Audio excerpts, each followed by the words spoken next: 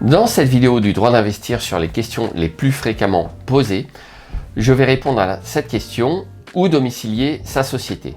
Vous avez à cet effet plusieurs possibilités. Vous pouvez domicilier la société soit dans votre propre habitation, que vous soyez propriétaire ou locataire, soit dans une société de domiciliation, soit encore à l'adresse du bien que vous allez éventuellement acheter. Je parle encore une fois le plus souvent de société civile immobilière, mais ce raisonnement est valable pour toutes les sociétés que vous pourriez créer, comme une société commerciale par exemple, en ce qui concerne les deux premières options, chez soi ou dans une société de domiciliation. Alors, commençons par la domiciliation dans sa résidence principale. Les dispositions qui régissent la domiciliation dans la résidence principale sont les articles L123-11-1 du Code de commerce et L631-7-3 du Code de la construction et de l'habitation. Vous trouverez évidemment sous cette vidéo les liens qui vous permettront d'aller, si vous le souhaitez, vous référer directement aux articles et d'en prendre connaissance.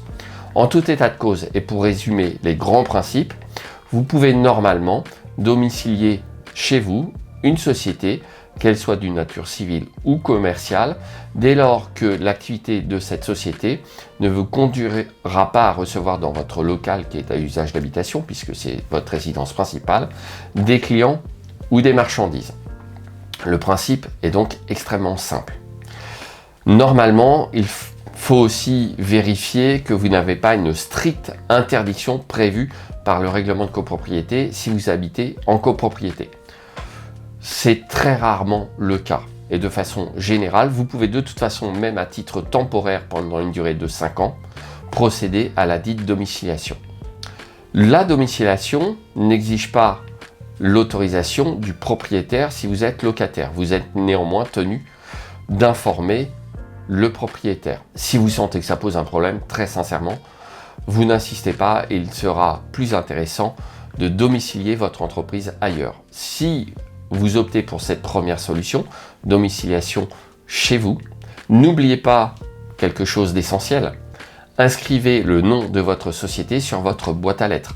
Sinon, vous ne recevrez pas le courrier qui va vous être adressé dans le cadre de l'exercice de votre activité ou même par les services des impôts, par exemple. Donc, pensez à ce détail qui est en pratique extrêmement important. Deuxième possibilité, vous ne souhaitez pas justement que la société soit domiciliée chez vous pour tout un tas de raisons. Ça peut être pour des soucis d'intimité, vous ne voulez pas que sur votre boîte à lettres figure également le nom d'une société parce que vous ne souhaitez pas qu'on sache que vous avez une société. Vous allez peut-être déménager d'ici quelques mois, auquel cas il faudrait procéder à un changement de siège social de votre société et le changement de siège social est relativement coûteux. Ne serait-ce qu'en termes de formalité, puisqu'il faut republier une annonce légale, redéposer des documents au greffe, après les avoir rédigés ou faire rédiger, et suivant l'option que vous choisirez, le faire vous-même ou le faire faire par un prestataire, ça vous coûtera facilement entre 300 à 600, voire plus en termes d'euros. Donc, si vous savez que vous allez déménager dans quelques mois, prenez plutôt l'option domiciliation. Dans cette seconde hypothèse, vous allez tout simplement vous adresser à une société spécialisée dans la domiciliation d'autres sociétés. Les services proposés par ce type de société sont extrêmement variables. Dans les services les plus basiques, vous aurez juste une adresse ou recevoir du courrier. Dans des services plus élaborés, on pourra mettre à disposition des locaux. On pourra également avoir une permanence téléphonique.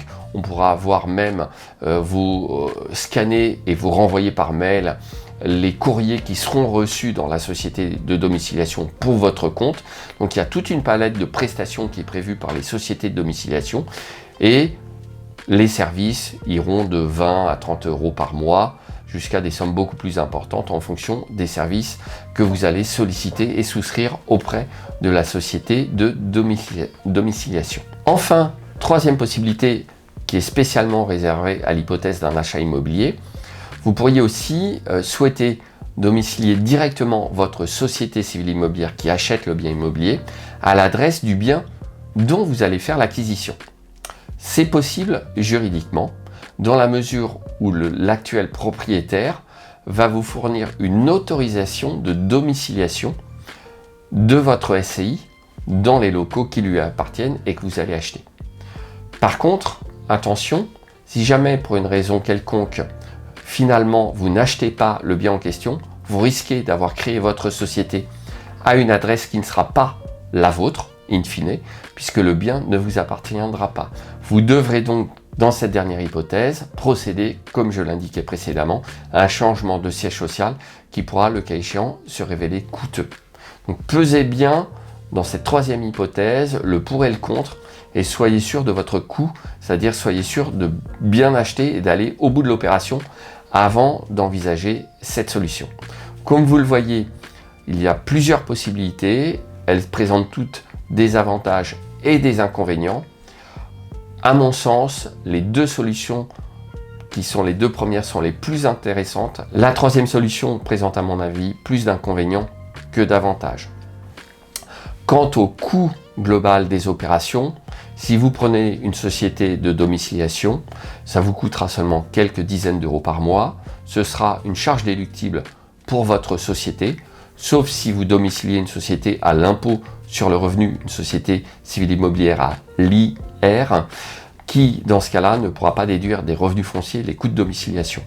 Donc, autrement, pour être tranquille et si vous souhaitez préserver votre intimité et ne pas vous retrouver avec par exemple 3, 4, 5, 6, 7, 8 noms de sociétés sur votre boîte à lettres, eh bien le contrat avec une société de domiciliation me paraît quand même être une option assez intéressante puisque ces coûts sont déductibles la plupart du temps. Je vous retrouverai dans d'autres vidéos, toujours sur ces aspects société.